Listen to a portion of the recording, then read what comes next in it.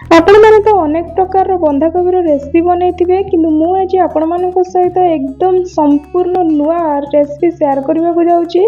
बंधाकोबी फूल मसलार रेसिपी आपण मानक सहित शेयर करिवि। तो सेति पई मु एठी आधा किलो गोटे बंधाकोबी नै जाईची। प्रथमे बंधाकोबी ऊपर पत्र गुड़ा को बाहर करी नेबा, जो गुड़ा खराब पत्र से गुड़ा फिंगी देबा। हमको एकदम कसी पत्र दरकार। देखंतु ए ऊपर पत्र गुड़ा को मु फिंगी नउची। एकदम कसी मचमच करथुआ पत्र गुड़ा को मु एठी काढी नउची सबु। प्रथमे आगे कसी पत्र गुड़ा को हमें सब काढी नेबा, तापर हमें सेकंड प्रोसेस को जीवा। प्रथमे मु एठी सबु पत्र गुड़ा को देखो काढी नेची। एबे आको गोटे साइड करी नेबा। देखंतु मु एठी सब गोटे साइड करी नउची। एबे गोटे पत्र आनी की त मझी भागरे थिबा मोटा अंशटा को काटी के बाहर करी नेबा। देखंतु मु दुई फाळ करी नउची। प्रथम त मझी मोटा अंशटा को मु काटी के बाहर करी नउची। एमती सब पत्र गुड़ा को हमें काटी के बाहर करना तार मझी अंश गुड़ा को, जहाँ फल हमको फूल बनइबार कौन असुविधा हेनी। जदि ये मझी अंशटा रही जाए ताले फूल बनइबा बहुत कष्ट हम आ खाइबा को भी भल लगी न थाए। देखंतु मुझे सब मझी अंश गुड़ा को सब काढ़ी नेउची काटिकी। तापर हमें सेकंड प्रोसेस को जीवा। देखंतु मुझे सब पत्रर मोटा अंश गुड़ा को काढ़ी नेइची।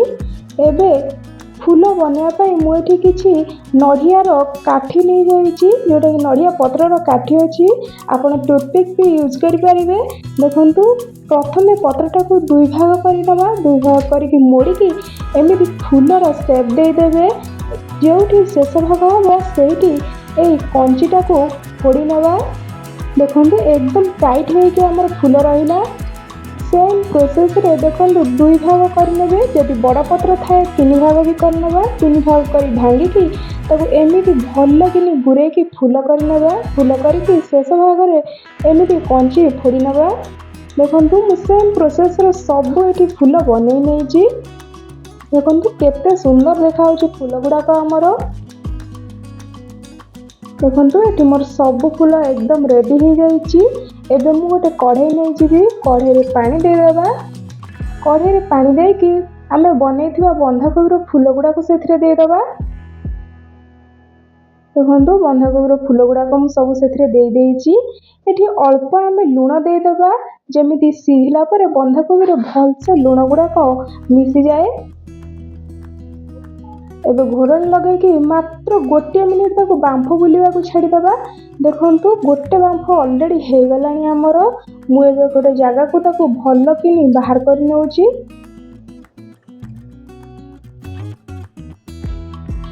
देखंतु एठी मु सब बंधाकोबी फूल गुड़ा को गोटे थाली को छाणी नउची। एबे कढ़ई रे अल्प तेल देदेबा। बंधाकोबी को हल्का खाली एपट सेपट करके भाजी नेबा।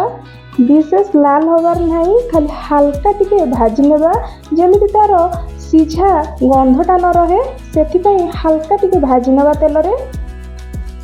देखंतु ये हल्का भाजी हो गलाडी बंधाकोबी गुड़ाक आमर। मुझे काढ़ी नउची गोटे जगह को।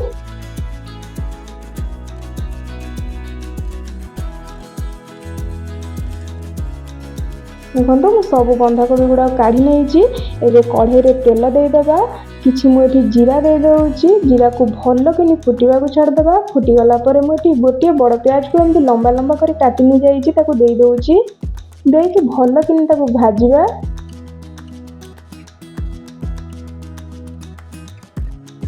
देखंतु हमर हल्का भाजी ही आसलानी प्याज गुड़ाक।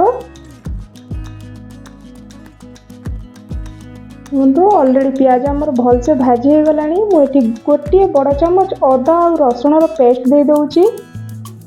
अदा रसुण पेस्ट देकी भल कि प्रथमे गोले नेबा। एठी दुईटा कंचा लंका और गोटे बड़ टमाटर को एकदम छोट कर काटिके मु नहीं जाइए। अल्प पानी देदेबा जेमती मसला लगी न जाए। देखंतु किछि स्वाद अनुसार लूण देदेबा।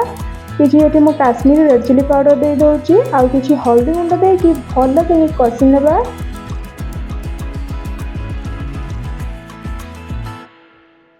एकदम 2-3 मिनिट भल कि कषि नेबी जेपर्यंत तेल गुड़ाक आमर ऊपर को आसीनी। ଏଠି କିଛି ଗରମ ମସଲା ଦେଇଦେବା। ଗରମ ମସଲା ଦେଇକି 2-3 ମିନିଟ୍ ଆଉ ଭଲ କିନି କଷିବା। ଦେଖନ୍ତୁ ତେଲ ଗୁଡ଼ା ଆମର ବଢ଼ିଆ ସେ ଛାଡ଼ିଦେଲାଣି ମସଲାକୁ। ଅଲରେଡ଼ି ମସଲା ଆମର ରେଡ଼ି ହେଇଗଲା। ଅଳ୍ପ ପାଣି ଦେଇଦେବା। ପାଣି ଦେଇକି ଗୋଳେଇ ନେବା ଆଉ ଫୁଟିବାକୁ ତାକୁ ଛାଡ଼ିଦେବା। ଦେଖନ୍ତୁ ପାଣି ଆମର ବଢ଼ିଆ ସେ ଫୁଟିଲାଣି। ଏବେ ବନ୍ଧାକୋବି ଗୁଡ଼ାକ ସେଥିରେ ଦେଇଦେବା। ଦେଖନ୍ତୁ କେତେ ସୁନ୍ଦର ଦେଖାଯାଉଛି ଆମର ବନ୍ଧାକୋବି ଫୁଲ ଗୁଡ଼ାକ ମସଲାରେ ପଡ଼ିଲା ପରେ। ଏବେ ଅଳ୍ପ ଘୋଡ଼ଣି ଲଗାଇଦେବା ଯେମିତି ମସଲା ଗୁଡ଼ାକ ଭଲକି ପଶିଯିବ ଫୁଲ ଦେହରେ ଆଉ ଖାଇବାକୁ ବହୁତ ଟେଷ୍ଟି ଲାଗିବ। ଦେଖନ୍ତୁ ମସଲା ଗୁଡ଼ାକ ଆମର ବଢ଼ିଆ ସେ କଷି ହେଇକି ପାଣି ଗୁଡ଼ାକ କମିଗଲାଣି। ତ ଏବେ ରେଡ଼ି ହେଇଯାଇଛି ଆମର ବନ୍ଧାକୋବି ଫୁଲ ମସଲା। ତ ଆପଣମାନେ ଏ ରେସିପିଟି ନିହାତି ଭାବରେ ଘରେ ବନାନ୍ତୁ। ଦେଖିବେ ବହୁତ ଟେଷ୍ଟ ଲାଗିବ। ବନ୍ଧାକୋବିରେ ତ ଆପଣ ଅନେକ ପ୍ରକାର ରେସିପି ବନେଇଥିବେ, କିନ୍ତୁ ଏ ସିମ୍ପଲ୍ ରେସିପି ଆପଣମାନଙ୍କୁ ନିହାତି ପସନ୍ଦ ଆସିବ ଆଉ ଆପଣମାନେ ଥରେ ନିଶ୍ଚୟ ଟ୍ରାଏ କରିବେ ବୋଲି ମୋର ଆଶା। ତ ରହିଲି, ଧନ୍ୟବାଦ।